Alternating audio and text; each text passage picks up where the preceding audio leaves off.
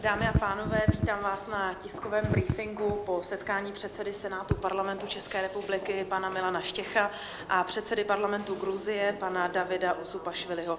Prosím o úvodní slovo pana předsedu Štěcha. Děkuji, pane předsedo, dámy a pánové, hezký dobrý den. Pan předseda gruzínského parlamentu David Usupašvili přijel na reciproční návštěvu do naší země.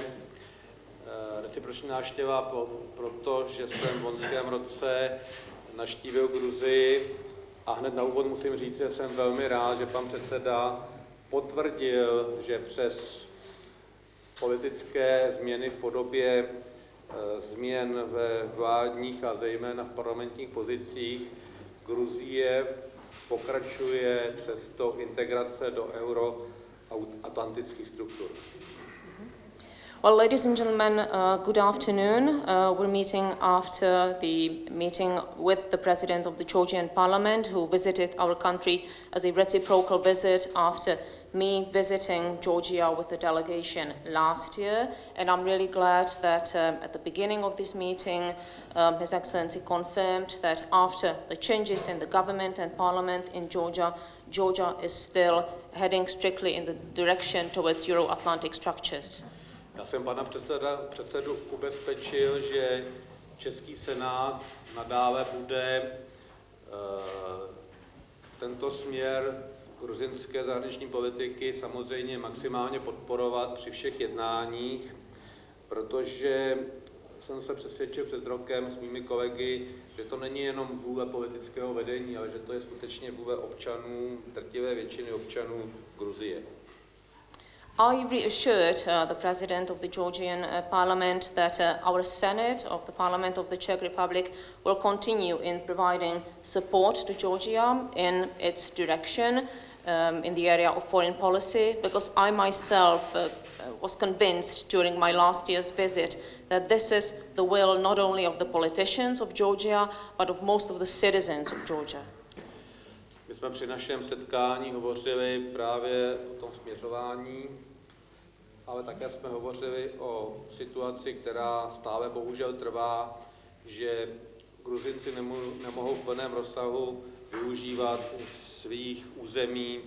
Situace v Abcházii a Jižní Osetii není vyřešena a samozřejmě to je velmi vážná věc a i my v této záležitosti neměníme stanoviska. Na druhou stranu uznáváme, že je potřeba s tím velkým partnerem Ruskou federací maximálně jednat a tou cestou k normalizaci a zlepšení vztahů určitě je rozvoj obchodní spolupráce. Takže toto nám také pan předseda Trobet objasnil a my jsme rádi, že jsme tyto informace od něj vyslechli. Takže tolik asi na úvod. Budeme pokračovat v jednání ještě večer při pracovní večeři a při dalších setkáních, který s členy Senátu pan předseda bude v dalších dnech mít. During our meeting, we talked about the developments in Georgia and the way Georgia is heading, and we also talked about the unfortunate situation when the Georgian citizens cannot use the territory of Georgia to the full extent because of the situation in Abkhazia and South Ossetia. And we discussed this issue. It is an unfortunate and serious issue on which we're not planning to change our position. On the other hand, we understand that it is necessary to negotiate with Russia as a strong neighbor, and that one of the ways to stabilize relations with Russia is through commercial cooperation. So this is what we clarified with Mr. President, and we're glad that we heard this from him, and we will have a chance to continue our discussions today during dinner and also in the upcoming days when they continue their visit to the Czech Republic. Well, this is a great privilege for me personally and for the members of the delegation of Georgian Parliament to be here today and to have the opportunity to meet with the President of the Senate of Czech Republic and the senators and having very honest and fruitful discussion today. Je pro mne poctou, a nejenom pro mne, ale pro celou gruzínskou delegaci, že jsme měli možnost se dnes setkat s předsedou Českého senátu a také s pány senátory. Vedli jsme velmi upřímnou a otevřenou a užitečnou diskuzi. We came here, representatives of the newly elected government representing the Georgian Dream Coalition, to make it sure to our friends that Georgia, with the new leadership, will continue the declared objectives to become integral part of the wider Europe and Euro-Atlantic structures. And we also reconfirmed our desire to work as closely as possible with our friends from Czech Republic, because we need their support and their recommendations to overcome quite the challenging problems we are facing now. My jsme přijeli do České republiky jako zástupci nově zvoleného parlamentu po volbách a přijeli jsme ujistit naše přátele v České republice, že i po těchto změnách Gruzie bude nadále pokračovat v tom nastoupeném směru na cestě do širší Evropy a euroatlantických struktur. Přijeli jsme zde také proto, abychom potvrdili naše odhodlání nadále úzce spolupracovat s našimi přáteli z České republiky, protože si uvědomujeme, že pro vyřešení těch výzev, které před námi stojí, potřebujeme jejich podporu a jejich rady.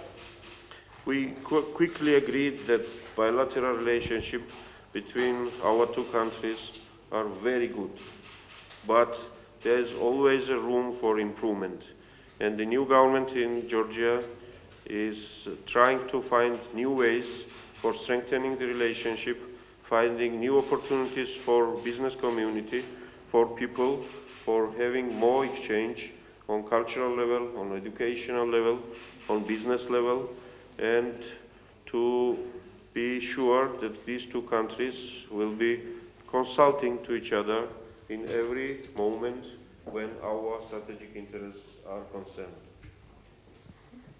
My jsme se na začátku jednání velmi rychle shodli, že bilaterální vztahy mezi našimi zeměmi jsou velmi dobré, ale samozřejmě vždy existuje nějaký prostor pro další zlepšování a naše nová vláda hledá další možnosti, jak nadále posílit naši vzájemnou spolupráci, ať už v oblasti obchodní, kulturní, v oblasti školství či v oblasti podnikání a budeme připraveni vždy spojit síly s Českou republikou, jakmile nastane situace, kdy je třeba hájit naše společné strategické zájmy.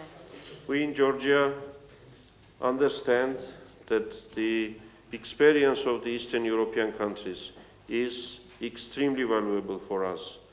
Therefore, we will continue the closest possible cooperation with our colleagues here in Prague.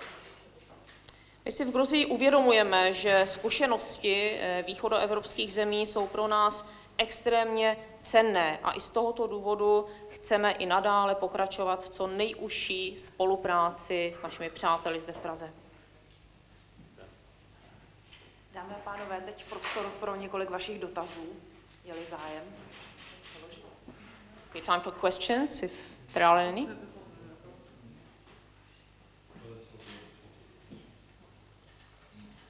Nejsou-li, tak děkujeme za účast a přejeme příjemné odpoledne. So if you don't have any questions, thank you for coming and have a nice afternoon.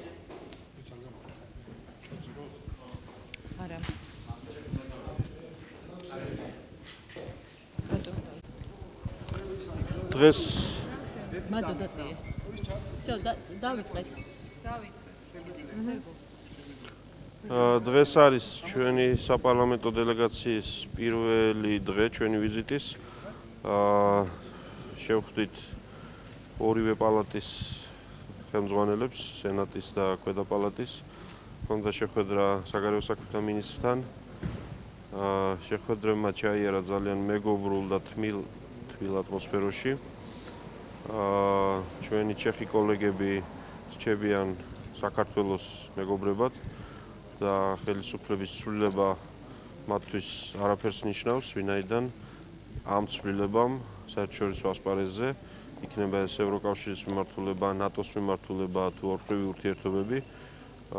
კიდევ ახალი ენერგიები შეძინა ჩვენს ურთიერთობებს და არანაირი შეფერხება მოსალოდნელი არ არის. ჩვენ მივიღეთ დაპირება პარლამენტის ორივე პალატის სპიკერებისგან, ასევე საგარეო საქმეთა მინისტრისგან, რომ საქართველოს ექნება ჩეხეთის მხარდაჭერა ვილნიუსის სამი წლის ბოლოს, რათა ჩვენ მოვახერხოთ ევროპასთან კიდევ უფრო ახლო მიახლოება და ყველა იმ დოკუმენტის მიღება, რაც უკიდურესად სასურველია და აგრეთვე მომავალ წელს 2014 წელს უკვე ნატოს სამიტზე ჩეხეთი კვლავ იქნება იმ ქვეყნების რიგში, რომლებიც მოსურნენი არიან, რომ საქართველო კიდევ უფრო მივახლოვდეს ნატოში გაწევრიანებას.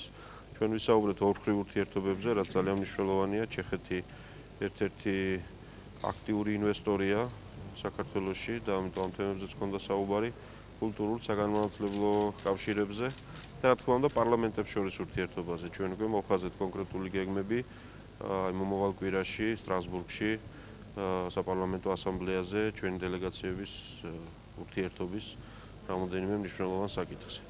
ისე რომ ვიზიტი არის ნაყოფიერი, წარმატებული, ისე როგორც ეკადრებათ მეგობარი ქვეყნების პარლამენტარებს და მთავრობის წევრებს.